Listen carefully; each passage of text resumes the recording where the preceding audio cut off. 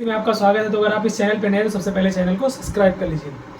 आजकल बायो पढ़ रहा हूँ और कुछ नई नई चीज़ें मिल रही हैं, तो मन करता है कि आप लोगों से भी वो चीज़ें शेयर की जाएं। तो आज मैं पढ़ रहा था जुड़वा बच्चों के बारे में कि जुड़वा बच्चे कैसे होते हैं और कितने प्रकार के होते हैं। तो मैंने सोचा एक छोटी सी वीडियो बनाकर जितनी जानकारी जल्दी से जल्दी दे पाऊँ आप लोगों तक पहुँचा दूँ।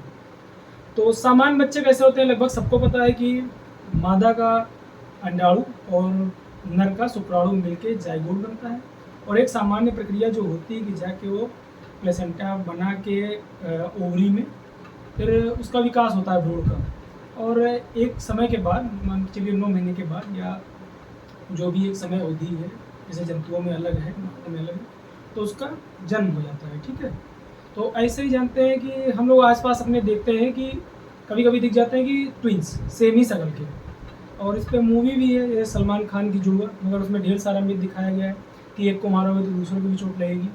ऐसा कुछ है नहीं। तो आइए जानते हैं कि ट्विंस कितने प्रकार के होते हैं और कैसे होती है, क्या ऐसी परिस्थितियाँ होती हैं कि बच्चे ट्विंस हो जाते हैं, मतलब भ्रूण दो हो जाते हैं और दो बच्चों का जन्म होता है। कभी कभी ट्विंस होते हैं सेम हो जाते हैं, कभी कभी लड़का लड़की हो जाते हैं, कभी कभी ट्विंस होते हैं तो उनका शरीर कहीं ना कहीं जुड़ा होता है। तो आइए जानते हैं किन परिस्थितियों में ऐसे ट्विंस होते हैं। पहले तो जानते हैं ट्विंस होते कैसे हैं। ठीक है, तो उनका जो प्रकार है उसके बारे में पहले डिस्कस करेंगे। ये 3 प्रकार के होते हैं ट्विंस। ठीक है, एक को बोलते हैं एक युग्मजी, ठीक है, समरूप, या फिर इंग्लिश में उनको बोलते हैं मोनोजाइगोटिक, या फिर आइडेंटिकल। ये क्या होते हैं? एक जैसे होते हैं। ये ट्विंस जो होते हैं एक जैसे होते हैं। तो ये होते कैसे हैं ये वाले ट्विंस, इसके बारे में पहले समझ लीजिए। मान के चलिए कि ये फेलोपियन ट्यूब है। फेलोपियन ट्यूब ऐसे बन गया। ठीक है, ठीक है, ऐसे मैं रफली बना देता हूँ, समझा देता हूँ। यह फेलोपियन ट्यूब, यहाँ क्या है कि मादा का जो अंडाणु है यहाँ से 28 दिन पे अंडे यहाँ पे आगे पहुँचे। फिर क्या हुआ कि शुक्राणु जो है, शुक्राणु यहाँ से गए और उसमें निषेचन की प्रक्रिया फेलोपियन ट्यूब में हुई। ठीक है, तो कभी कभी क्या होता है, ये पता नहीं मगर कभी कभी ऐसा होता है कि यही जो भ्रूण विकसित होता है, इसमें क्या होता है, जब कोशिका का विभाजन होने लगता है तो ये 2 कोशिका बन जाती है। ठीक है, 2 कोशिका जब बन जाती है, एक ही भ्रूण से 2 कोशिका बन जाती है। वैसे भ्रूण एक ही है, पहले जाके निषेचन हुआ, भ्रूण बना, मगर उसमें पता नहीं ऐसी स्थितियां कैसे पैदा हो जाती हैं कि 2 भ्रूण बन जाते हैं। 2 भ्रूण बन जाएंगे तो दोनों आके जो यहाँ पे प्लेसेंटा का निर्माण कर लेंगे और दोनों दोनों मतलब सेम विकास करेंगे। 2 भ्रूण होंगे, दोनों सेम विकास करेंगे और उसके बाद दोनों का साथ ही में जन्म होगा। और इनमें क्या होगा कि लगभग समान ही रहेंगे, वो दिखने में चाहे लड़की लड़की हो या फिर लड़का लड़का हो। ठीक है, दोनों हो सकते हैं, तो दोनों सेम ही होंगे। इसमें ऐसा नहीं कि एक लड़की एक लड़का होगा, इसमें दोनों सेम ही होंगे। इसीलिए इनको कहा था आइडेंटिकल ट्विंस, ये सेम रहेंगे। ठीक है, और मगर हाँ ये है कि कुछ चीज़ें अलग रहेंगी, जैसे फिंगरप्रिंट है या कुछ चीज़ें हैं वो अलग रहती है, बाकी इनका जीन और सब कुछ सेम ही रहेगा। ठीक है, ये हो गया एक प्रकार के। और दूसरे प्रकार के कौन से हैं? द्वियुग्मजी, मतलब डाइजाइगोटिक ट्विंस। इसमें क्या होता है, कभी कभी महिलाओं के जो 28 दिन पे पीरियड्स आते हैं उनमें जो अंडे निकलते हैं, ठीक है, तो वो क्या होते हैं, कभी कभी ऐसा हुआ कि इधर से भी निकल गया या इधर से भी निकल गया, दोनों साइड से। ओवरी जो होती है दोनों साइड होती है, तो दोनों साइड से निकल गया। ठीक है, या फिर यहीं से दोनों निकल सकते हैं या फिर यहीं से दो निकल सकते हैं, मतलब 2 अंडे। कुछ ऐसा हो जाता है, अनियमितताएं हो जाती हैं तो वो निकल जाते हैं। तो उससे क्या हुआ कि जो स्पर्म जा रहा है, ठीक है, स्पर्म गया और दोनों के साथ जाके जुड़ गया, तो इससे क्या होगा, 2 जाइगोट बन जाएंगे। 2 जाइगोट बनेंगे और दोनों आके यहाँ पे ओवरी में दोनों आके प्लेसेंटा का निर्माण कर लेंगे और दोनों विकास करने लगेंगे। ठीक है, दोनों जब विकास करने लगेंगे तो दोनों का विकास सेम प्रोसेस होगा, मगर इसमें क्या होगा कि ये एक जैसे नहीं होंगे, सेम नहीं होंगे, और इनमें लिंग भी सेम नहीं रहेगा। हो सकता है हो जाए, चांसेस बहुत कम है, हो सकता है हो जाए, मगर मोस्टली होता है कि सेम नहीं रहेंगे।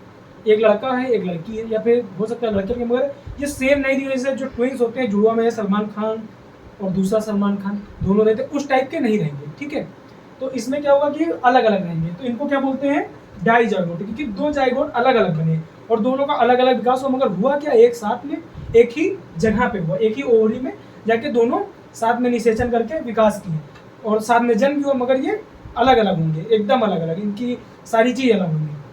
और एक जो तीसरे प्रकार का है जिसको बोलते हैं सियामीज। ठीक है, इसमें क्या होता है कि ये सेम ऐसा ही बनता है, जो मोनोजाइगोटिक है सेम ही है। जैसे यहाँ पे निषेचन हुआ, ठीक है, निषेचन होने के बाद भ्रूण का विकास होने लगा, तो उसमें अलग होने लगा, जब भ्रूण विकसित होने लगा तो अलग होने लगा, थोड़ा सा क्या हुआ, जुड़ा रह गया।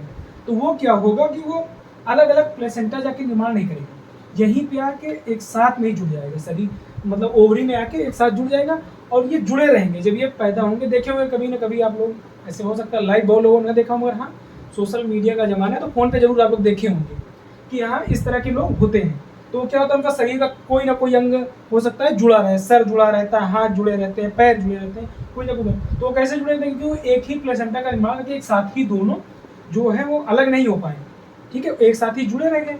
तो वो आगे एक साथ विकास करते हैं, फिर उनका जन्म जब होता है तो वो उनको बोलते हैं सियामेज ट्विंस। वो रहेंगे सेम मगर उनका क्या होगा, शरीर जुड़ा रहेगा। अच्छा, और एक मिथ है, एक मिथ ये होता है कि जो महिलाएं हैं, ठीक है, उनके पास गुणसूत्र होता है XX और जो पुरुष होते हैं उनके पास XY होता है। तो समाज में जैसे मेल डोमिनेंट समाज है तो उसमें जो भ्रांतियाँ हैं, ठीक है, मतलब जो एक चला आ रहा है पुराने ज़माने से, जो रूढ़िवादी लोग हैं वो चलाए हैं कि जो महिलाएं होती हैं वही लिंग का निर्धारण उनकी वजह से होता है, मगर ऐसा नहीं है। क्योंकि जो हमारे पास जैसे पुरुष हैं उनके पास XY गुणसूत्र होते हैं, महिलाओं के पास XX होते हैं। तो लिंग का निर्धारण हमेशा से पुरुष, जो पुरुष होगा उसी के स्पर्म से निर्धारण होगा, उसी के गुणसूत्र से निर्धारण होगा कि लड़का होगा या लड़की होगी, ठीक है। और तो इसलिए कभी कभी समाज में देखते हैं कि महिलाओं का वो शोषण भी होता है, क्योंकि लोग भाई मेल डोमिनेंट सोसाइटी है, तो वो क्या समझती है कि इसके जिम्मेदार महिलाएं हैं, जबकि अपना पक्ष हो जाता है क्योंकि भाई शुरू से ही पेट्रियार्की रही है। तो आदमी जो है, पुरुष प्रधान जो समाज है, वो सोचता है कि हर चीज़ दूसरे के ऊपर थोपा जाए। तो ये भी सोचना चाहिए लोगों को कि महिलाएं इसकी जिम्मेदार नहीं है, पुरुष खुद जिम्मेदार है। अगर उसके बेटी हो रही तो क्या दिक्कत है भाई, आजकल बेटियां कहाँ कम है। हम अकेले समाज का उत्थान अब नहीं कर सकते, हम मान ले रहे हैं, ठीक है, तो बेटियों का साथ लीजिए और सब लोग साथ मिलकर काम करेंगे तो ज़्यादा बेहतर रहेगा। और यहाँ समस्या क्या है कि महिलाएं की आवाज़ उठा नहीं पाते हैं क्योंकि उनके पास एजुकेशन नहीं है। एजुकेशन जैसे मान के चलिए प्राथमिक स्तर पे नहीं दे सकते सेक्स एजुकेशन, मगर क्या कर सकते हैं कि हम लोग जैसे जूनियर लेवल से लेके इंटर तक इतनी सेक्स एजुकेशन करा दें कि वो अपने शरीर के बारे में और समाज की जो कुरीतियाँ हैं उनके खिलाफ आवाज़ उठाकर लड़ सकें। इससे क्या होगा कि जो शोषण हो रहा है महिलाओं का उसमें कमी आएगी और वो अपने खिलाफ हो रहे जुल्म को झेल पाएंगी और उसके खिलाफ लड़के आवाज़ उठा पाएंगे।